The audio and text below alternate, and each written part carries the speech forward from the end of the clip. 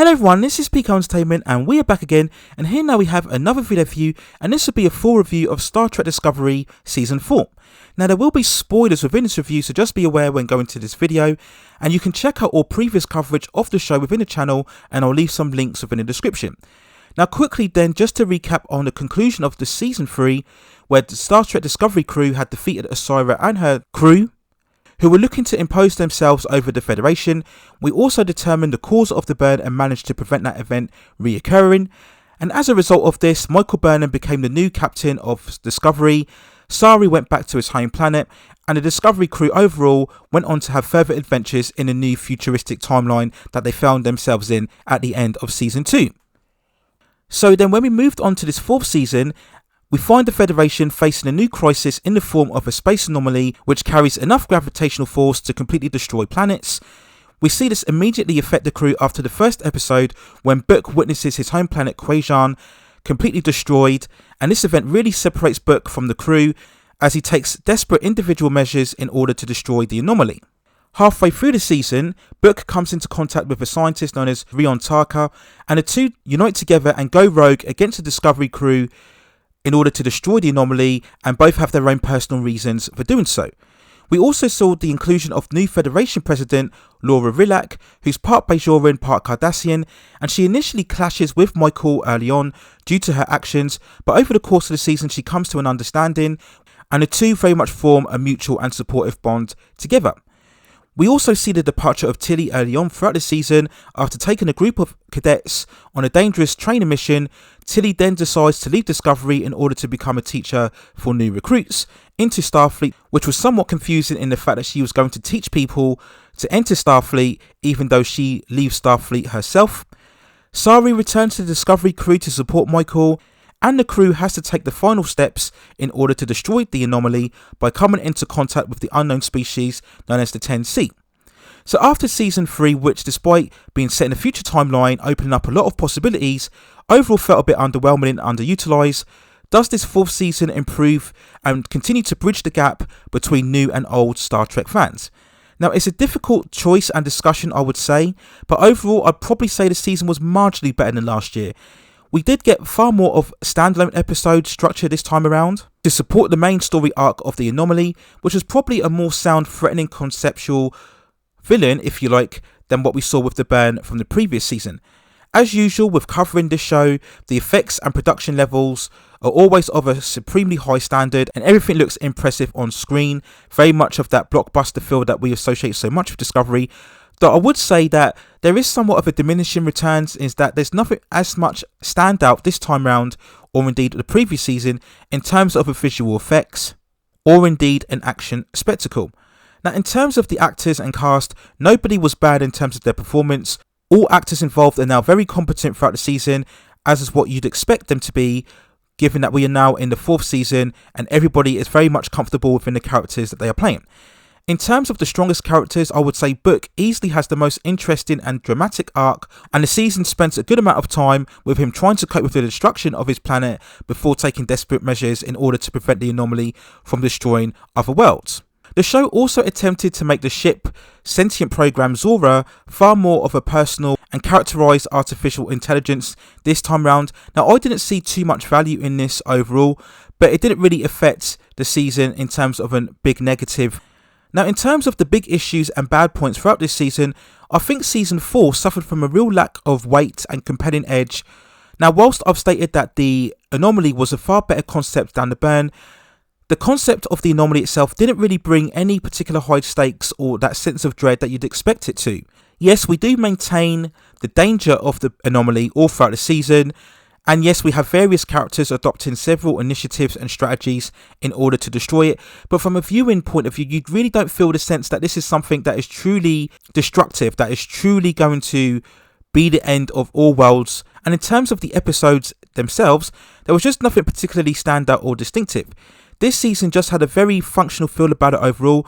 Of course, we talk about the anomaly all the way throughout the season, but anytime we venture away into several other subplots, it just tends to drag, and any of these subplots really just made me lose interest, and there were certain episodes where I did struggle to maintain my attention throughout the entire episode.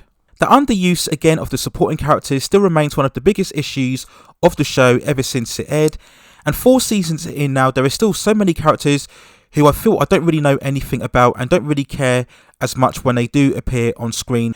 At this stage, I honestly do feel that the show would merit if indeed we created a maybe 3 to 4 episode arc where it's just the crew members themselves, minus the likes of Michael, Saru and Stanitz. And I think this type of story arc would give these lesser known supporting characters their true time to shine, and it would benefit them in terms of more development. We then go on to the newer characters and we look at President Killer, who initially brought a lot of interest when I saw the trailers for this season, as we would see somebody who was able to challenge Michael and show her the errors of her way. Of course, one of the biggest complaints throughout Star Trek Discovery is that Michael Burnham is too dominant over all of the other characters within the show. So early on, it seemed that we would get a very much of a refreshing contrast with somebody who wasn't scared to stand up to Michael and tell her where she went wrong. But over the course of this season, President Killer just ends up being far more of a supporting partner to Michael.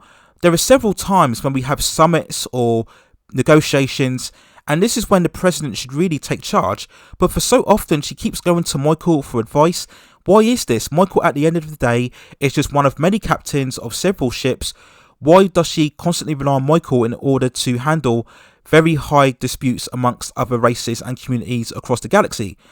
And in many ways, this made the president to an extent seem far more incompetent. Several times we would see the president join the Discovery crew on their missions, and I was waiting for a certain ulterior motive to be revealed in the penultimate stages of this season, but nothing came to fruition.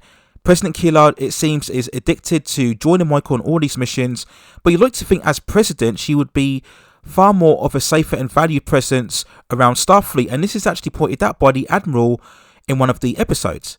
And she's kind of replaced the role of the Admiral from season 3, who I quite liked. I thought he was a very strong, very authoritative character, and he's kind of been sidelined in order for the presence of President Killer. But at the end of the day, I don't think you need both characters. I think you could have easily not included President Killer and just had the Admiral take her place. We then look at Saru returning to the crew, who I've always deemed to be overall the best character within the entire show, but if you really think about it, he really didn't do a lot in this season apart from have some sort of subplot romance. There were also certain pacing issues throughout this entire season.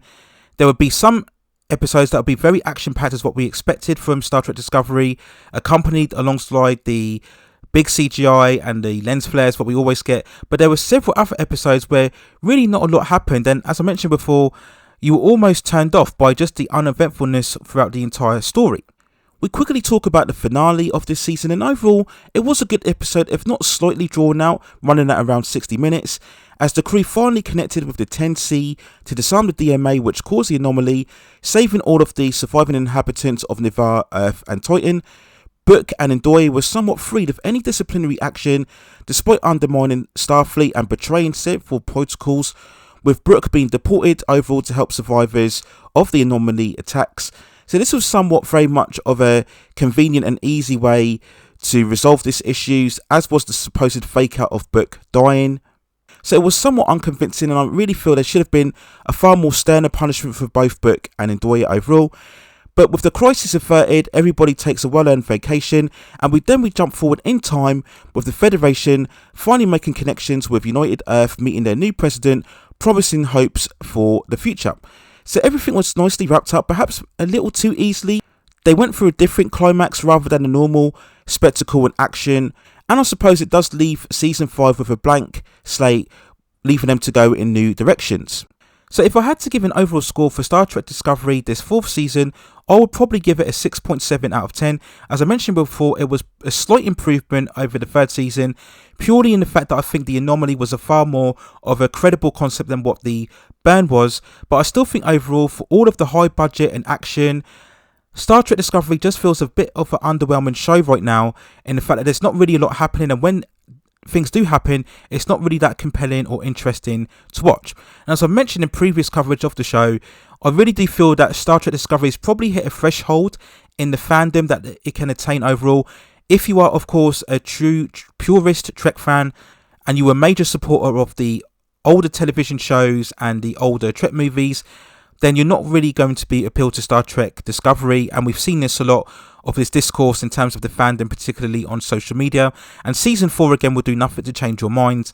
And of course, if you do like Star Trek Discovery, then season 4 again will confirm your already preferences throughout the show.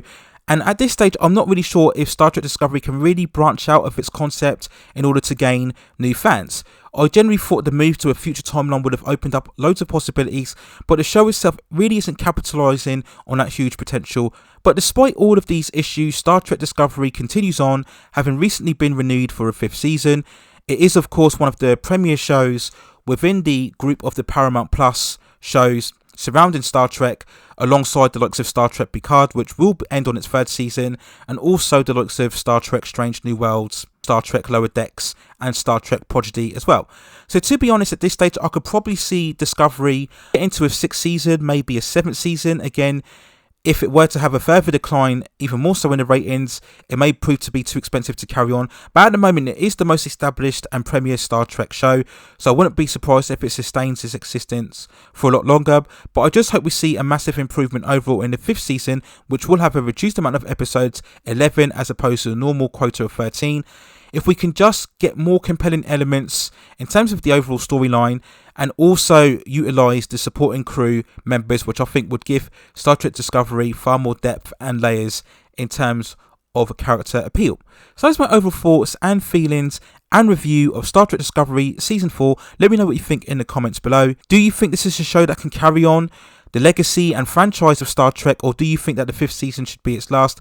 I will continue to cover Star Trek, and I may do reviews, of course, of Star Trek Picard Season 2, including the season finale and the overall season review, so look out for that in the future as well. If you'd like to see me cover any more Star Trek content or any other television shows that are airing right now, let me know in the comments and I can see if I can provide some commentary on those shows as well.